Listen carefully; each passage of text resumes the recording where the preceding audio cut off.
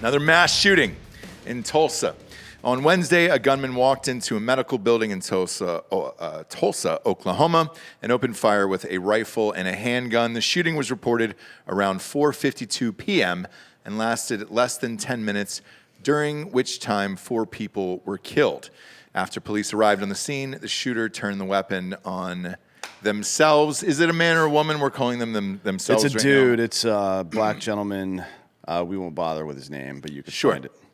And then committed suicide. The motive for the attack has actually been confirmed. I know it doesn't say here, but I will say what it is. He alleged that there was a botched surgery on his back and that he was dealing with unbearable back pain and that this hospital was the one that caused it. So he thought instead of suing, it would be better just to go in, shoot everybody, and then shoot himself. Yeah, it seems reasonable. Sure.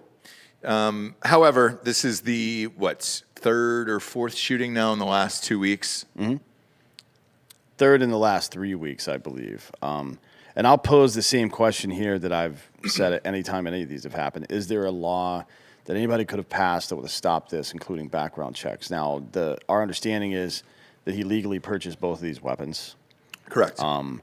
You could say that for the rifle that he bought on the same day, some kind of waiting period may have prevented it, but it's not true because he bought the handgun on Sunday, and he would have had it in his possession by the time of the shooting either way. Right. And it's that stuff doesn't solve anything.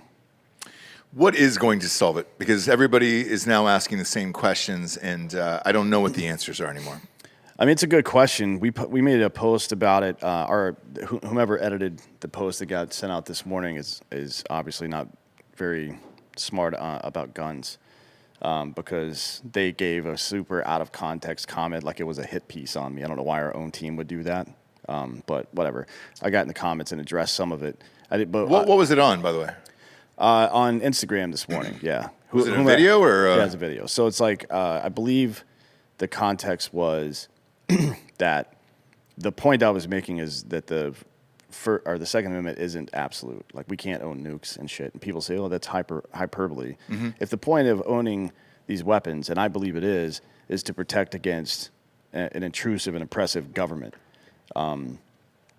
then, it and if you're, because I like to ask the question, where is the limit? And I'm not saying that I don't believe in banning any kind of weapons system. I don't believe in that at all. And I certainly don't believe, as I've mentioned many, many times, in the government having that authority. I mean, that's stupid because they're going to abuse it every single time. But inside everybody's mind that's honest with themselves, there is a limit. I don't think people believe that somebody like this guy with no criminal record, for example, should have been able to go to the store and buy an RPG. I don't believe people actually believe that.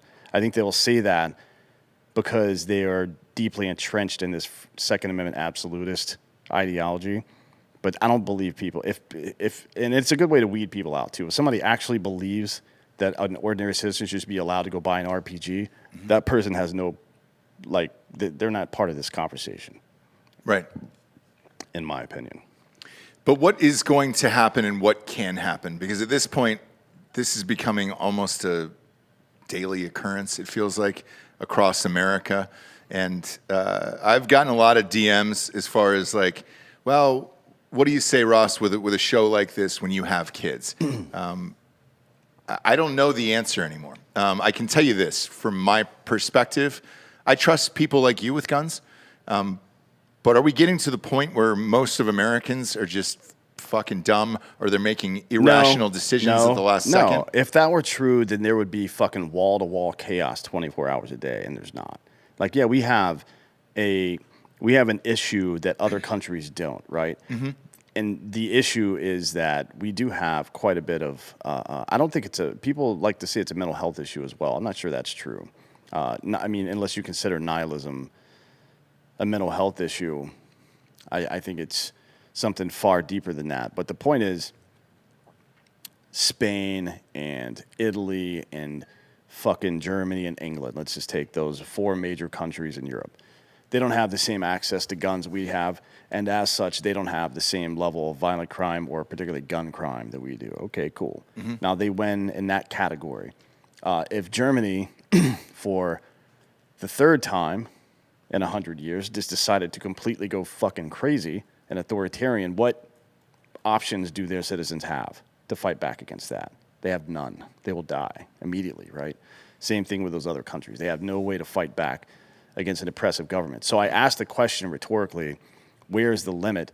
Because the obvious solution is that the limit has to be made by people. Now, when these documents were first written, the Constitution and the Bill of Rights, they were written by people who were the government. Now the government is not people anymore, and it doesn't represent people anymore. I think that much should be obvious to everybody. Yeah, because, here's the comments that I'm getting left and right here. And when I say left and right, I mean on both sides of the aisle. Why is it okay to arm Ukrainian citizens during a war and, we have guns over here or take guns away over here? I don't know the answer to that. Well, in this scenario, if we were being invaded, then the military would draft people into military service and give them guns. Right. Right? Right. I mean, that is a complete false narrative that people are trying to push. Now, I will agree that why are we sending $54 billion worth of shit to Ukraine when we could use that to harden and fucking secure 130,000 primary schools in America? Yeah, 100% I'm on board with that. But it's not true that this situation is the same as Ukraine. Nor do we want it to be, by the way. No. We don't want to act constantly as if we're being invaded. No, but the last couple weeks, you take a hospital and a school. Both were hardened. Both are pretty secure. I've just happened to be in both in the last few weeks because of having a newborn and then obviously taking my kids to school every day. In the case of the Uvalde school shooting, it turns out that woman that teacher who left the door open actually shut it, but it just didn't lock properly. So she did shut the door. However, it did not lock. It didn't snap into place. Yeah. And it was unfortunate timing, and we obviously know the end of it. But as far as what continues to happen, if you have to worry that you're in a hospital, if you have to worry about what you're going to schools, I think both sides need to come up with some form of solution because right now, whatever is in place all the way around just isn't working. And I'm a fucking 2A guy. I own guns and all that other shit. Maybe it is working, though, and this is the trade-off. So we have the ability to defend, and this is a hard conversation that people don't want to have. It is. And by the way, before we get into it, I want to say, because people will come after you specifically, and a Tim Kennedy, and a Matt Best and things like that, because you guys were in the military and you have high profiles, where I don't think it harms anything to have a fucking reasonable conversation about guns. But you will take heat no matter what you say, well, to be honest with you. The first half hour of the conversation is everybody saying, so what you're saying is the government should decide everything? No, that's not what I've said. As a matter of fact, if you watch the entire interview, I say the exact opposite of that. The point of all this is that there is a solution. Every problem has a solution. Now, it might be that the solution takes 25 years to train new men to be men again and not be weak, cowardly little bitches that do shit like this. Because that's what this is. This is weakness, right? That might be the case. What are we doing in the meantime to secure that except for stomping our feet and yelling, shout out, and fringe?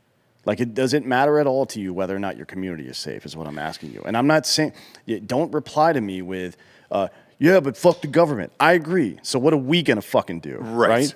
God damn it, man. Yeah, because I know people have been coming at you. They came after Tim, who was just on the show the other day about another podcast he did about it. And it's like, if you don't have reasonable people trying to think of a solution, then you just have two sides screaming at each other the whole fucking time with nothing getting done. Well, that's not entirely true, though. It's not that nothing will get done. It's that the wrong thing will get done by the wrong people. And by that, I mean the government and politicians. Right now, like I don't hammer the left on this issue because they're fucking idiots on this issue. I'm not adding anything to the conversation by going after leftists on this because they are very clearly stupid. You know what I mean? Particularly about this issue, but in general as well. But the right's predilection to just stomp their feet, yell, shout out, and fringe is like an old dude that refuses to go to a doctor while his foot rots off, right? Like, you're taking every single day you wait to get involved in this process and help fix it is a day farther that these assholes are in control of your reality, right? They're in control of your life if you let them be. That's why I've always said, and I said this during the George Floyd shit 2 years ago, that the solution to all of this is to get involved and box out the government. The government will come in and fuck it up if you allow them to. And it's not just the doing of the wrong thing that allows the government to come in and fuck up our communities. It is the not doing something about the wrong thing as well, right? Like neither one of those things can be a legitimate option if any of this stuff is going to get solved. And I do want to be clear about this. It very well may be the case that if we want to have the right to defend ourselves against a potentially oppressive government, or an oppressive government in this case, and we don't trust the government to be the arbiter of that right in any way, right? To identify potential threats and solve them before they kill people, then our options are severely limited. That might be just what we have to live with, honestly. And it might sometimes involve a bunch of kids dying. You know what I mean? It's harsh. That's a conversation that needs to be had. I don't personally believe that there's any one life that's more important than liberty. You know what I mean? Like, you can't believe that and constantly put yourself in harm's way to protect liberty. I don't believe you can. But people are unwilling to have that conversation.